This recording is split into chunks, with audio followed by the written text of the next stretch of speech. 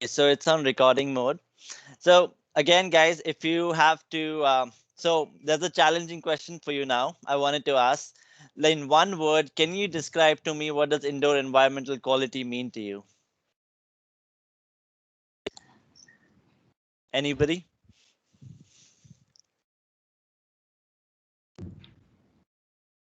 Internal air quality maintain means you have to maintain the temperature as well the RH, and Okay, sometimes we also maintain the pressure within the indoor units. So basically it's not a one thing, it's a combination of a lot of things like RH, air temperature, and the VOCs, and other harmful gases like CO2, right. etc. Right, right. Thank you so much, Irfan. That's I really appreciate it. So you're right along those points, Irfan. And in fact, the according to the UNEP, indoor air quality is refers to the quality of a building environment in relation to the health and well-being of those who occupy space within it.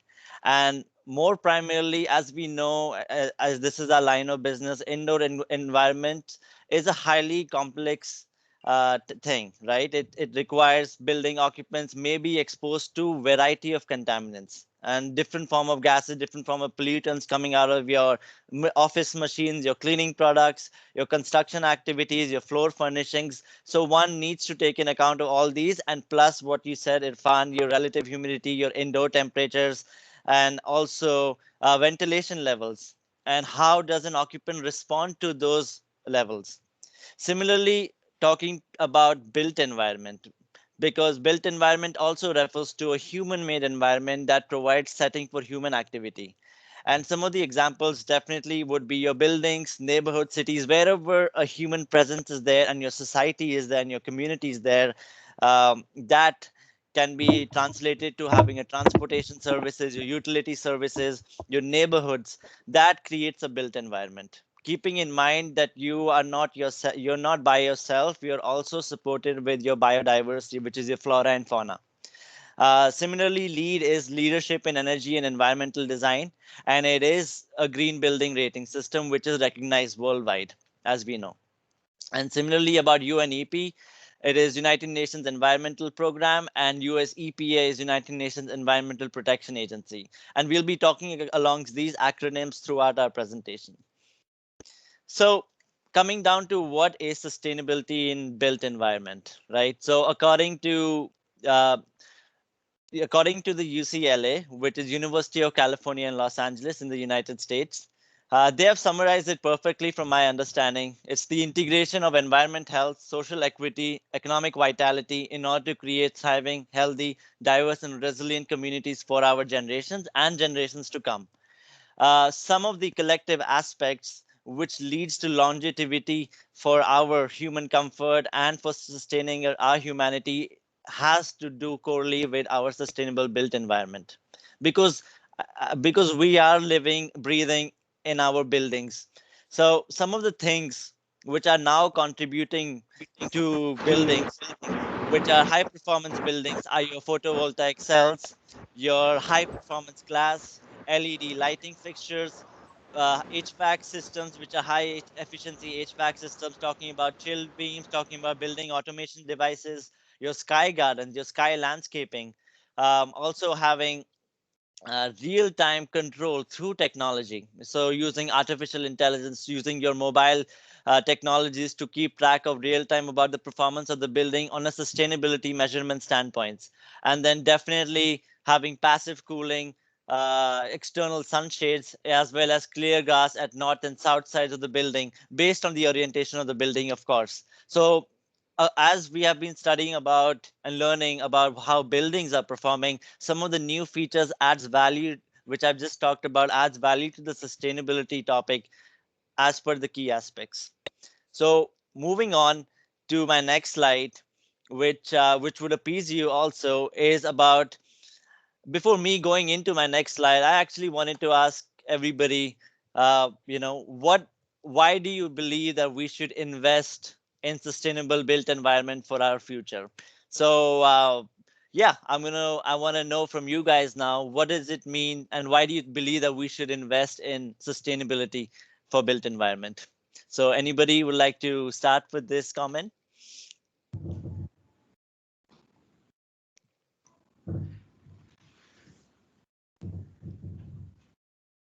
The foremost reason, Parna, is we have to give the next generation the things which is very limited. Right. Like energy is very limited to Hmm. us, and the source and the other sources, resources that are also very limited, and that's we want to pass on our next generation. So Absolutely. this is one of the reason for the sustainability.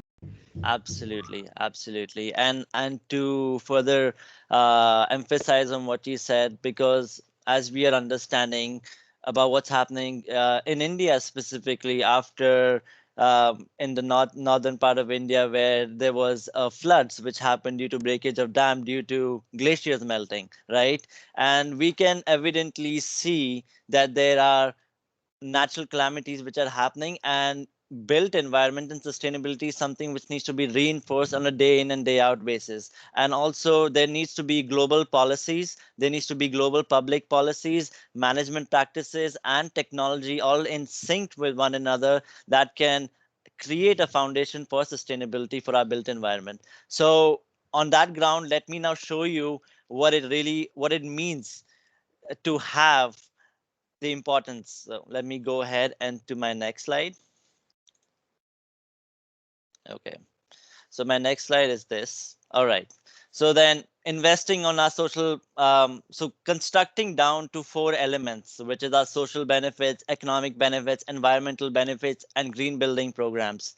And surprisingly, according to the US EPA, construction is a $10 trillion industry, but its financial struggles cannot be ignored. With its efficiency and rework rate up to 30%, smart and functional alternatives are considered to be more than necessary. And these functional and smart alternatives are actually interlinked with your social benefits, your green building programs, your environmental benefits, and economic benefits. And like now coming down into your economic benefits, what does it do for us? When having an economic benefit, it helps to reduce our operating cost, which is our daily operative cost of the building, improve the occupant productivity, also enhance asset value and profits while also optimizing life cycle economic performance.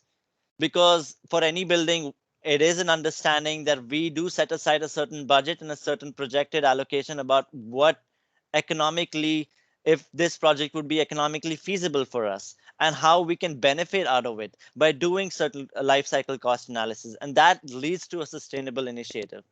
Similarly, moving to an environmental benefit, why is it that environmental benefit also coincides to this? Because the facts are that building and construction industry accounts for 30% of the global carbon emissions, and the recent research is pushing the figure closer to 40%, which is an alarming number as per global standards, which also means that the building sector has the largest potential to significantly reduce your greenhouse gases and also other emitting sectors, according to the UNEP stats. And similarly, we are trying to also create a green building savings program where we can actually save 84 gigatons of carbon dioxide by 2050. And that's the projection by the United Nations uh, for 2050. And they want to incorporate all initiatives such as net zero also. And these enhancements would also enhance and protect our biodiversity, our ecosystems, improve air and water quality, reduce waste streams, and conserve natural resources.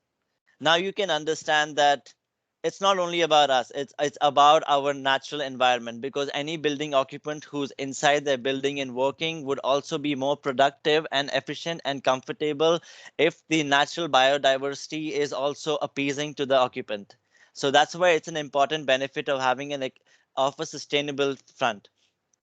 Similarly, moving down to having initiatives in our lives, right? When we have initiatives which are measurable, then we can also make sure that these measurable initiatives can actually be globally reputed, such as the green building programs, right? And then talking about these green building programs in India, well, we have GRIHA, IGBC. On a global standpoint, we have LEED. These are all tangible benefits, right? They are absolutely tangible benefits, and these tangible benefits are the reduction in water and energy consumption right from day one of the occupancy. And it can actually lead to energy savings that could range from 20 to 30%, and then also water savings between 30 to 50%. So having these green building programs on a tangible benefit does support sustainable initiatives.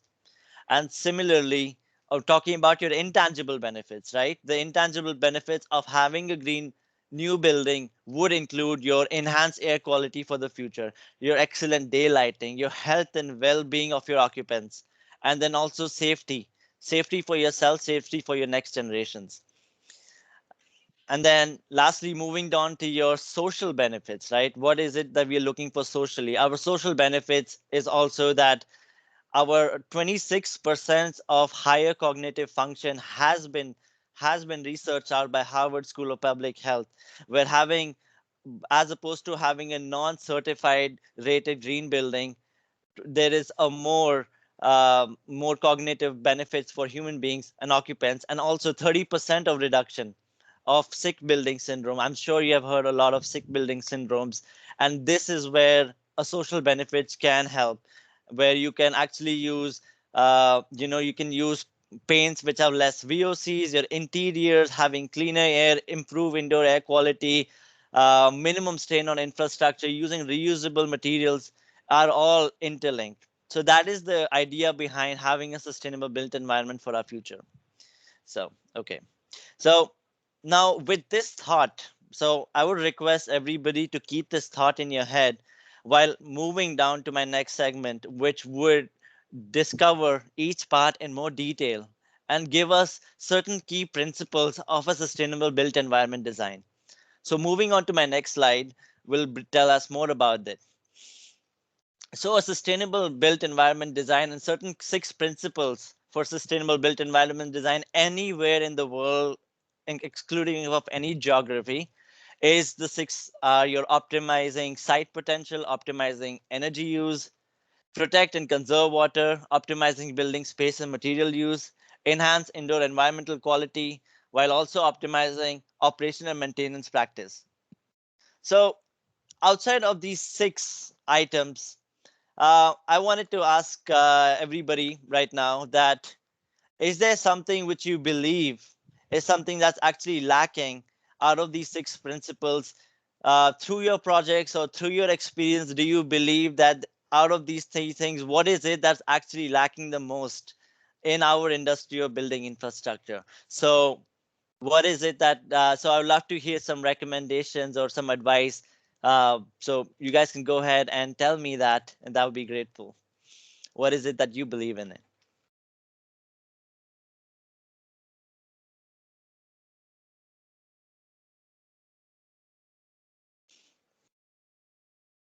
Okay. Guys, So we can, anybody has any thoughts? Yeah. yeah, we can go for the flora and fauna, saving of flora and fauna around us. Okay, what about you, Vishal? What do you have to say? I think about optimizing energy use. Okay. Pooja, And Uday. Yeah, actually, one more concept nowadays it is being considered is the uh, production energy. Energy is spent in the production of like solar cells, windmills. How Renewable to energy. save that part also Embodied and energy. reduce Okay. the CO2 emission. right, right. Okay, I see. Thank you for these recommendations, and that's actually very much in sync with these 6 principles also. So talking about your site potential, as you just said, your location, orientation, and landscaping of a building, that matters a lot. That actually, once you have set that up with your architect, with your sustainability consultant or your landscape architect, you can actually work towards reducing control of your stormwater runoff and also support your flora and fauna.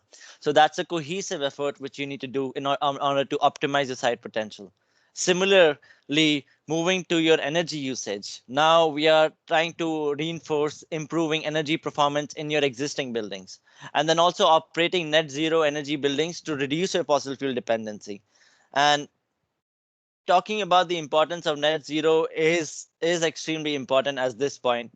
As per the statistics which I just shared with you in my previous slides, where we are actually at a 40% deficit for buildings for having a sustainable architecture. And that's where optimizing this is a critical use.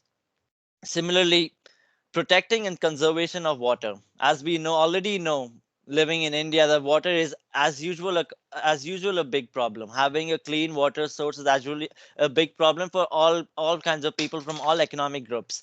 So having a sustainable building that could actually use water efficiently, create certain reusing and recycle of wastewater, where we can actually create certain filtration systems for your gray water, your black water, and actually reuse that to our purposes for our own domestic water purposes is something which we should look into, and that's where lead also emphasizes next generation building towards. Also optimizing your building space and material use, like what are we trying to use with our buildings, where we are trying to minimize the waste by using renewable materials, and also being mindful about what is the next steps we want to do for our products. So whatever construction debris which we receive after a construction project, which is your burnt coal, your sand, your gravel, how do we use that effectively to actually create our new building so that it's 100% recyclable and sustainable, and specify those materials that could actually reduce your life cycle cost, because buying new materials or buying a new stone for building even a brick wall is expensive. So how do we go with sustainable features for that? Moving on to your enhanced indoor environmental quality, which I'll be speaking about in this presentation in more in depth, is improving your occupancy health, comfort, and productivity. Yes, yes, Vishal, you raise your hand. Yeah, Pranay, I just also want to add one thing regarding the storage of rainwater. I think Okay. as a country, as a society, we lack in that in lot of places. Most of the state governments has made it now mandatory to have this rainwater storage so that we can reuse it for the at least for a certain section. Right, right, absolutely. So Vishal, do you believe that uh, is this more of a government policy issue which we are facing in terms of rainwater harvesting and management? Do you believe that that is also an underlying issue with regards to water Y- scarcity? Yes, yes, of course. I think in India, up, you have to push certain things to make them mandatory. Right, right, and that is true. That I completely believe to that. And with that front, also when we talk about you know our indoor air quality, that's also something which we need to worry about, because when we talk about because indoor air quality not is important for our health, comfortability, and our productivity, right? So we do need to know where is this going, and then what are the key ways where you can actually create certain accountability and measurability. And that could be through your interior lighting, through your day lighting, your acoustical performance in the building, your thermal comfort, and then your indoor materials which you are using, such as a low VOC material to and these are the little ratings which lead prescribes to us to follow towards attaining such environmental qualities. And lastly, talking about optimizing of operational and maintenance practice. So this I really like this particular point, because um, I may not know about your experience, but as per my experience, whenever I sat on commissioning meetings or design phases meetings, I've realized that building technicians, building operations, or building engineers are often not even present in those meetings. And why is that they are not present? Because they will be the first line of response, the first responders if anything happens to the building. So encouragement of building operators and personnel to participate in design development processes is imperative, because they need to understand every stage and what is happening, and they can be aligned. If something happens, they would not be there would not be a delay or a lag. And similarly, having a real time metering systems, a metering with a real time to track process of sustainability initiatives, reduction of water usage through your phone, or through talking to your building services manager, talking to your building operators to get to know what is the real time features. And in case even he is not available for any reason, well, you can see it from your real time from your phone that what is the sustainability measures, and has it received, has in one day, has my building received the sustainable goal that I was looking for. Like if we is the same principle, like when we test a child in a school and we give them 100% marks on maybe a math class, and but then we have done certain analysis to understand why did I give my child 100% on this math test. Similarly, in this, your math test is your building, and your child is basically the building operator who's going to be assessing that situation on a real time basis. So that is something which I try to connect the dots, because that's how I like to connect the dots.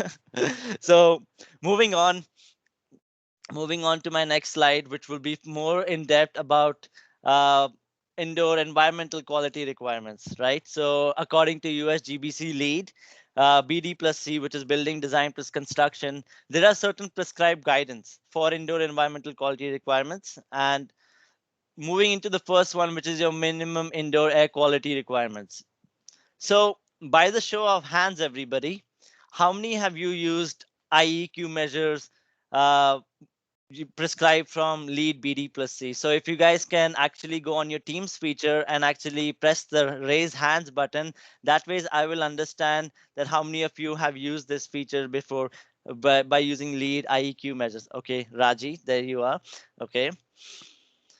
Anybody else have used lead for IAQ measures? Okay, no problem. Well, we okay, Vishal, there you go. Thank you so much. So yeah, so again, we will be now using this opportunity to further emphasize on what's really happening for the most updated information we have from lead, and that will be shared today in the next 5 to 7 slides. So your first thing is your minimum indoor air quality performance, right? And the second aspect would be your enhanced indoor air quality assessment. So LEED has made it very clear for all its initiatives under environmental quality that they want to do performance and assessment simultaneously. And talking about ventilation, and these are for, and pardon me, these are for requirements for new construction, core and shell buildings, schools, retail, data center, warehouses, and hospitality buildings. So, and you receive 1 credit point for each of the requirements which I'll be talking about. So talking about your mechanically ventilated spaces, um, well, LEED, as we know, it's from the United States, and they are following ASHRAE 62.1, which is your ventilation for acceptable air quality and outdoor air.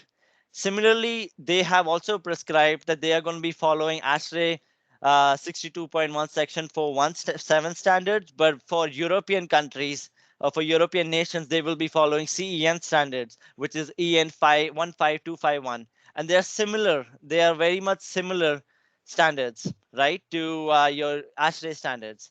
And then similarly, talking about monitoring these standards, it's about for a VAV system, which is your variable air volume system. LEED is requiring you to provide an outside air measurement device to measure the outside air intake flow. So some form of a digital device that can actually measure the outside airflow.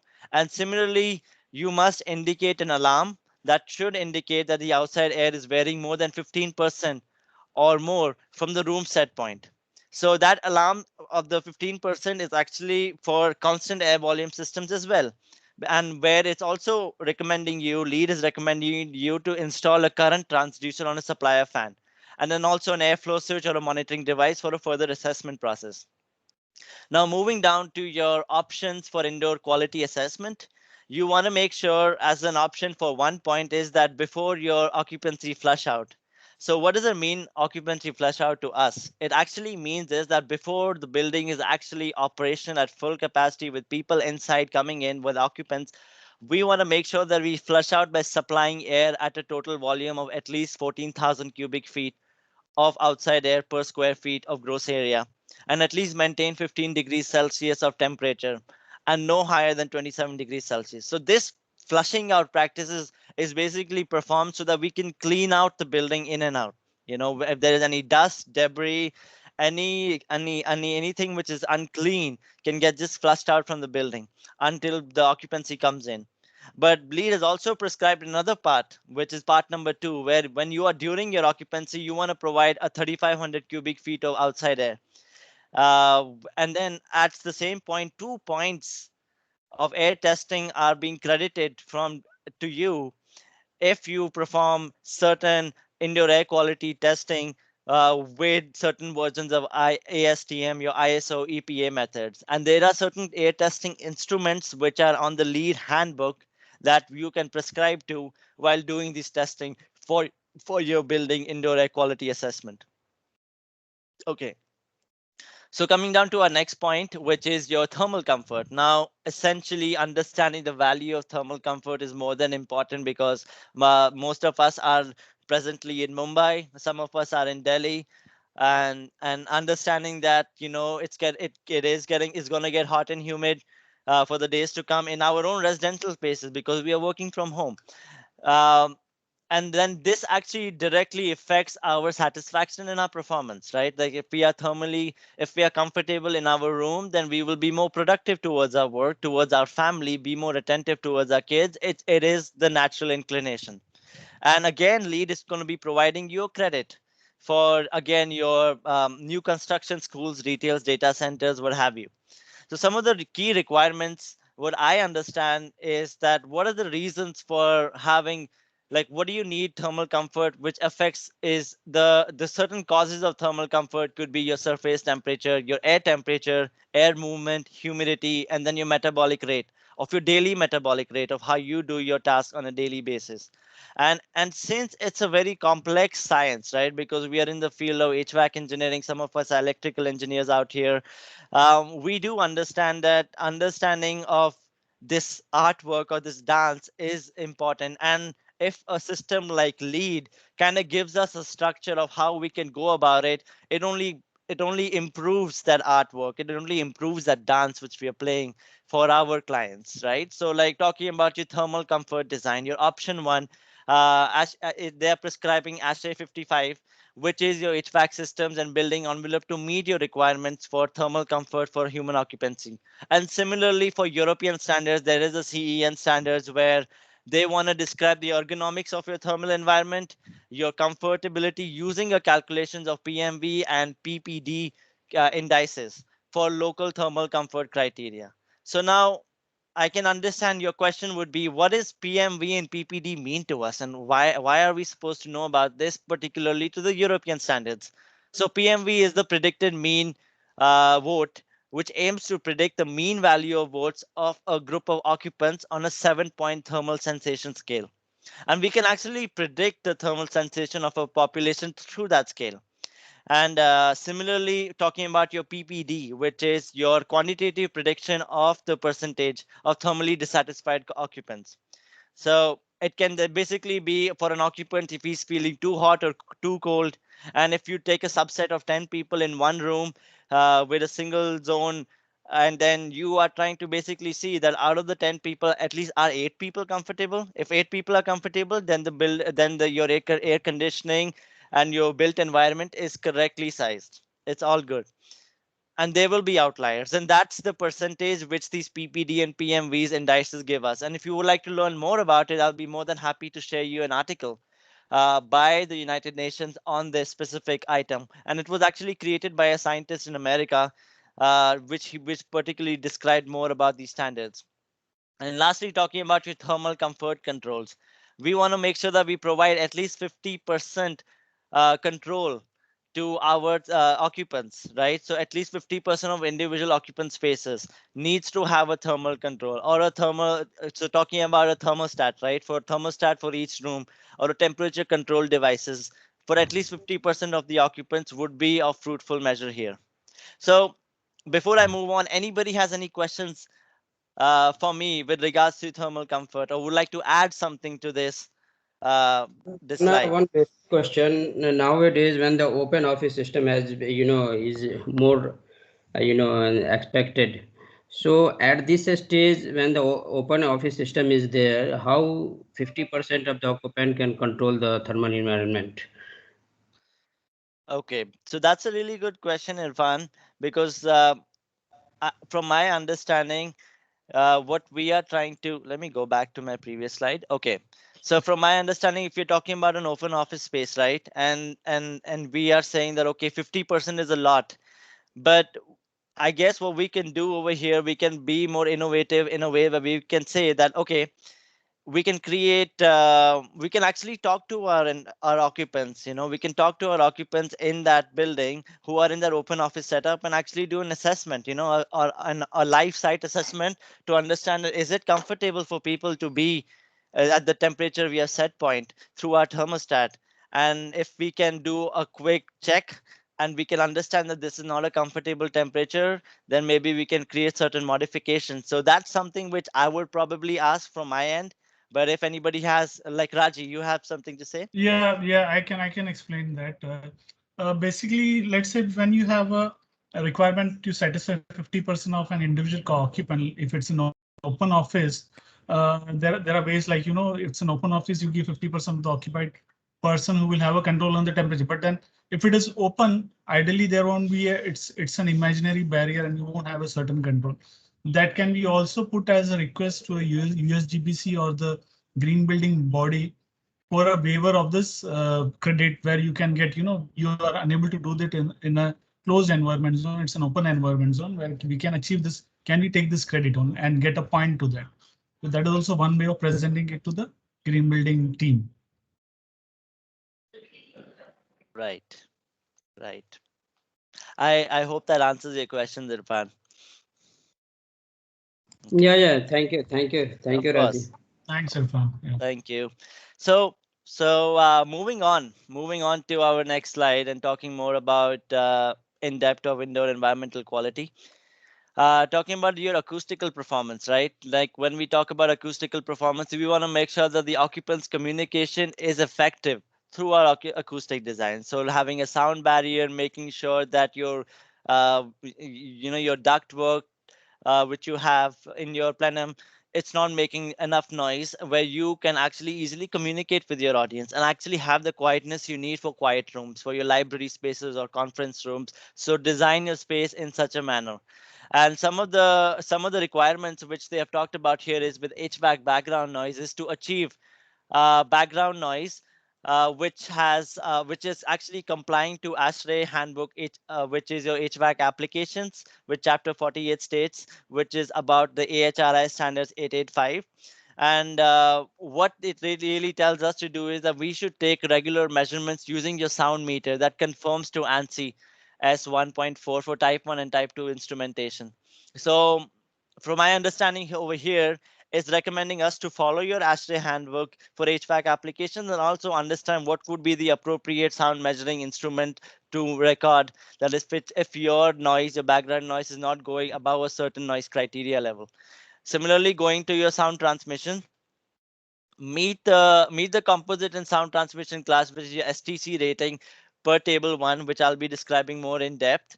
And also you're talking about your reverberation time. Well, what does this reverberation time mean to us? It means to us is that we want to adapt. It has been adapted from your ASHRAE, ASA, and C handbooks, right? Lead has basically concised all that information into one.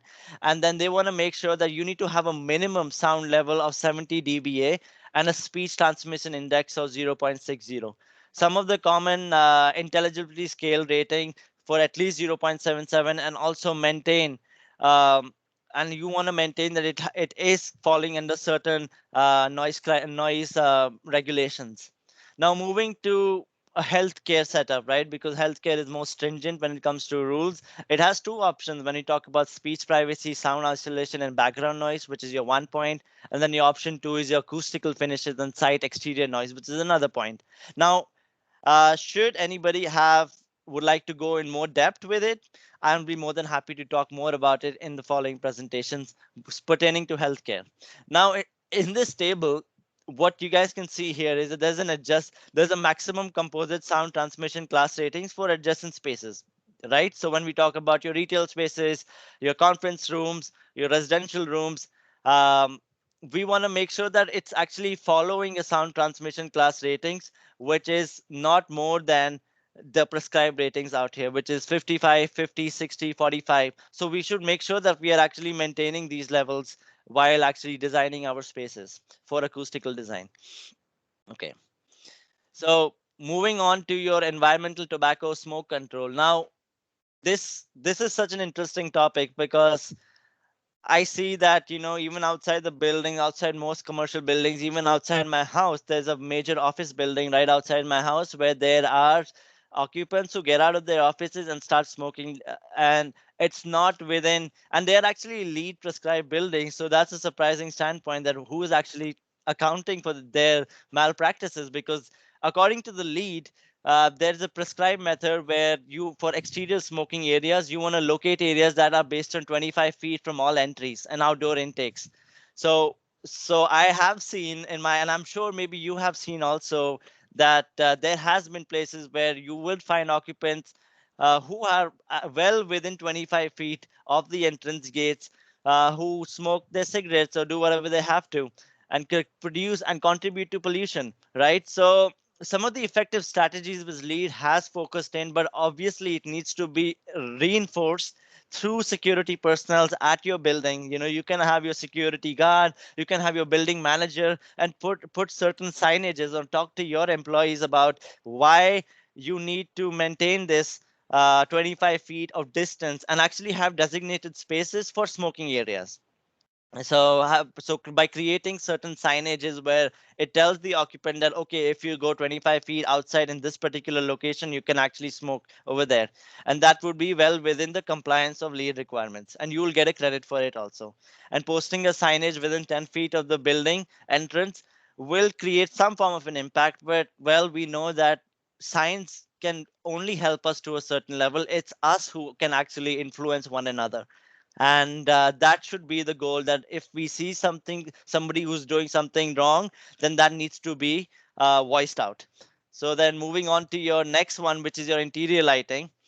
And talking about interior lighting, there are certain options which we can incorporate towards interior lighting, right? So the options would be lighting control, as the second option would be lighting quality. And LEED actually tells you that you can use this or that, and or for your lighting control and quality. So you get 1 point for each. And you want to make sure that 90% of the individual occupant spaces provide lighting controls to them. And that can enable occupants that can actually adjust their lighting, because for every cubicle, or in any open office, somebody might have their own task light, right? They might have their own individual task lights, or they might have their own rooms which they work in. So they should have the ability to adjust it based on their comfortability standpoint. And it should have certain options. So LEED tells you to have 3 lighting options and 3 lighting levels, which is on, off, and mid level. And out here, mid level is nothing but having 70 to 30% of max illumination levels, which your lighting designer should reinforce while creating a lighting plan. And similarly, coming up with the lighting quality. It is telling you to choose four of these things which I'll be talking about, and there is no way you cannot do all one or the other. So it's telling us to for all regularly occupied spaces, you would want to use a light fixture with a luminance of at least 2500 candles per meter square between 40 to 90 degrees angle, and that you can speak to your lighting designer for further clarification. And for the entire project, use light sources with CRI of 80 or higher, and similarly making sure that you want to make sure that at least 75% of your total connected load of light sources will provide you at least a life of 24,000 hours for LED sources particularly. And similarly for your direct overhead lighting, which is your 25% or less for connected lighting load, and then 85% for ceiling, 60% for walls and floors. So this is basically stats right now. This is like, I can go more about it, but these are the statistics which LEED tells you to do, and these are the bare minimums. Please note that these are the bare minimum lighting requirements which LEED is doing it, and we can definitely go above and beyond to prescribe what we deem the best is for our building. So talking about, so we have a few electrical people out here. I just wanted to know your feedback about, if you have used such interior lighting, requirements, and what do you feel about these rating systems? So yeah, so if you can tell me that, that would be really helpful. If anybody would like to share it. Yeah, we maintain these reflectance lumen output 140 watt per meter square, and 140 lumen per meter is per watt. 140 lumen per watt, and this 3 stage or 2 stage dimming, switching, all those things we are considering in our design. Whether it Oh, is lead rated or simple building, but we are providing all these features. I see. So you believe that so from my understanding, do you believe that lead is the items the lead is telling us? Do you think this is it can be further improved, or right now they're Yeah, prescribing the right? yeah, we use better than this whatever parameters are mentioned here. Okay. Okay. Sounds good to know. Good to know. Okay. Sounds good. So then moving on to our daylighting, right? Because daylighting and interior lighting are basically two peas of the same pond. And noticing that you connect the occupants with outdoor light and reduce your electrical lighting so that you can further reduce your power usage. And lead again gives you a credit. And lead is actually telling you to provide a glare control device for all spaces, right? And it is requesting you to either through a simulation practice where you can do a spatial daylight autonomy, which is SDA, and annual sunlight exposure. So these are basically computer simulations which an electrical designer needs to reinforce on so that he can achieve that spatial daylight autonomy of 300 by 500% of at least 55% or 75% or 90% is achieved through the simulations of the best practices of lead requirements. Right. So moving on to again noticing that demonstrating through annual commuter simulations and annual sunlight exposure, no more than 10% is achieved, and then the use of regularly occupied floor area, that is daylit per STA 300 to 500% of simulations. Similarly, your second options would be your luminance calculations, which lead gives you 1 to 2 credit points based on what you have presented, and they want you to create a computer modeling where you can actually provide 300 to 3000 lux levels between from 9 a.m. to 3 p.m. and both on a clear sky day or at the equinox hours. And some of the ways where you can actually measure it is also being prescribed, where they're telling you to prepare for measurements, determine when do you want to take the first and the second measurements, and also use a light meter, use a regular light meter to take your daylight luminance measurement during your workplace height, which is 30 feet above your finished floor between 9 a.m. to 3 p.m. Well, because 9 a.m. to 3 p.m. is your lighting, which is when you get the most light in your room, in your office. And then it's also recommending you to refer to your Illuminating Energy Engineering Society IES lighting handbook for most purposes. Well, I'm not aware of the IES lighting handbook, but I can understand that LEED and IES lighting handbook work cohesively to produce these kind of ratings. And talking about STA, now these certain STAs was really new to me, right? Because I'm also learning more about lighting design myself. And I believe that from spatial daylight autonomy, which is STA, is basically a metric that describes annual sufficiency of your ambient daylight levels in an interior environment, and then you do a percentage of the analysis area, whatever is your area which you are trying to study, and that has to meet the minimum daylight illumination levels of operating hours per year. So you need to understand and verify that if you're using a SDA tool, it needs to be compliant and needs to match with what analysis you're doing. And similarly, when we talk about these 300 by 500, 300 by 50%, this percentage value, what does this percentage value tell us? It tells us that across analysis area that meet or exceed 300 lux level value for at least 50% of the analysis period. So, and there's different scientific studies and papers, research papers, which exactly talks about what would actually meet to your daylight requirements based on the orientation of your building, right? And of course there's certain glare control system, your certain shading systems which you can definitely incorporate for your building when peak solar load comes into your room. And that is something which you can also take in account on, and lead gives you full credit for those items. So lastly, coming down to my last part of this presentation, which is your low emitting materials. Now, by low emitting materials, I wanted to ask everybody, what materials which you believe could actually contribute to low emitter, which could actually what materials do you believe that can actually help reduce chemical concentrations? It's a question which I wanted to ask everybody, that where do you find that we can actually use a certain chemical that could be used maybe in our floors and furnitures? What is it that we could use to reduce, or how do we select a chemical? Does anybody like to share something on that front?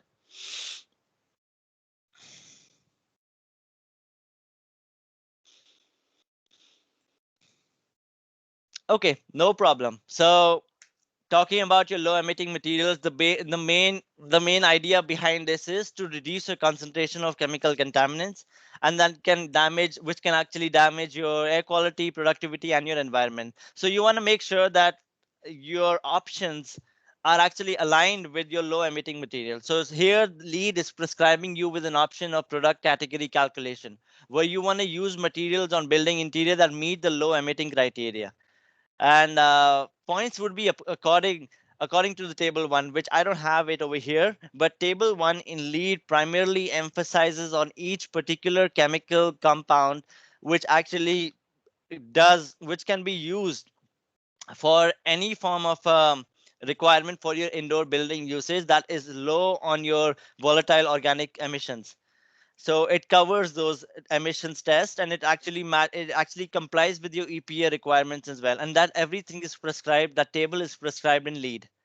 And similarly, talking about for wet applied products category, 75% of products must now meet your emissions criteria. So that is a new requirement which we have understood here, is that 75% of products have to meet the wet applied product categories, which is again prescribed in your lead handbook.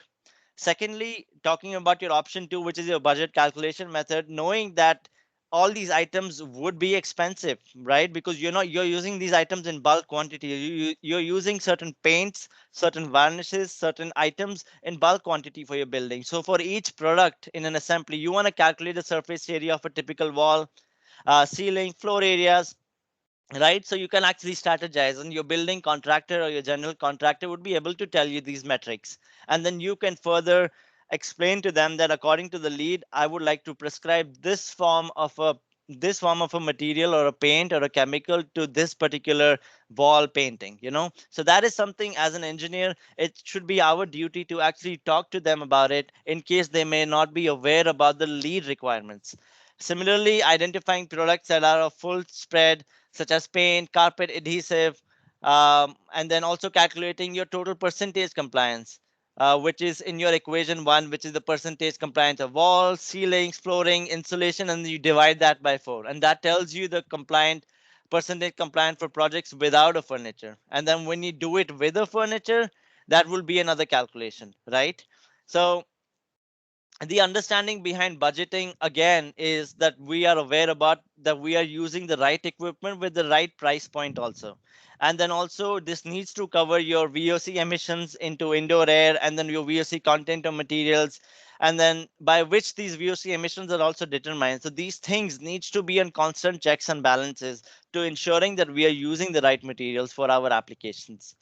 And on that note, I would like to conclude this presentation today. And I would like to hear your thoughts and feedbacks about what did you want to share with regards to this presentation, and any feedback. So that would be appreciated. Thank you. Or any questions?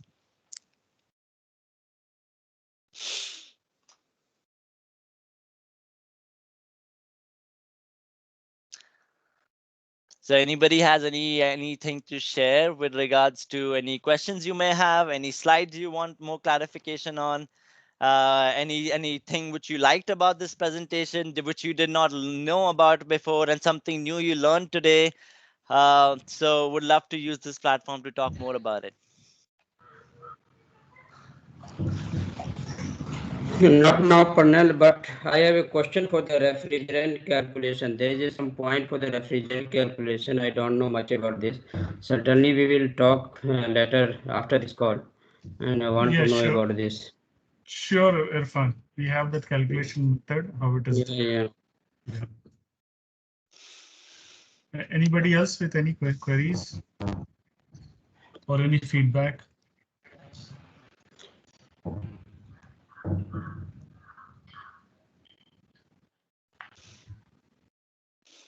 Okay, it seems like I guess everybody understood everything today. Yeah, because then when I'll be sending it across for any project, so nobody will have any queries. You explained it so well, Pranay. Thanks. Thanks for the fantastic presentation, and thanks everyone for joining this call. Thank you. If you have any queries later on, also you can send it across to us. We'll be happy to address it. Absolutely, absolutely. Again, thank you so much for joining this presentation, guys, and hope you have a wonderful day ahead. Thank you. Thank you, guys. Thank you, Pranay. Thank you You so have much. covered Thank you, many Pranay. things, yes, in this presentation. Yeah, thank you, Yeah. Pranay. It Thank was you, really Pranay. fantastic presentation. Thank you so much, Yes. guys. Thank you. Have a nice day. All Thank right. And you. Pranay, Bye-bye. share Yes, us the recording as well. Okay. I will do that, Yeah, Rajiv, yeah. for sure. We'll do that. Thank you Thank everyone. you. All right. Have a Thank nice you. day. Bye-bye. Bye. Thank Bye. you. Thank you. Thank Thanks a you, lot. Pranay.